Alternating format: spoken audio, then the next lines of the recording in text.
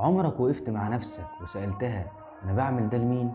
مش لازم يكون فعل كبير، ممكن تكون كلمة، مساعدة، بوست، زيارة.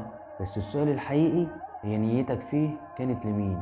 احنا في أيام السرعة بقينا نساعد حد علشان الناس تقول علينا جدعان، نصلي ركعتين علشان نرتاح من تأنيب الضمير، نقول كلمة حلوة علشان شكلنا قدام اللي حوالينا، مع إن ربنا بيبص لحاجة أعمق من كل ده، القلب، الحتة اللي محدش شايفها بس هي اللي عند ربنا، بتتوزن قبل الفعل نفسه. النبي صلى الله عليه وسلم قال إنما الأعمال بالنيات، يعني الفعل الحقيقي هو اللي جواك.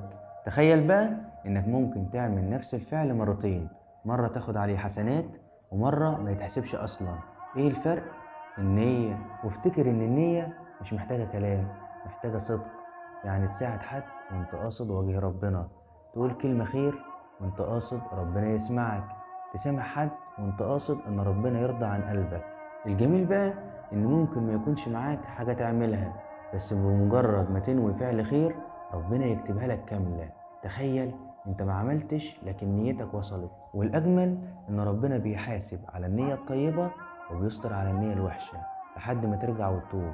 فابدأ يومك بكلمة حلوة: يا رب اجعل نيتي خير في كل حاجة، وصدقني يومك كله هيختلف. وما تنساش تصلي على النبي. سلام.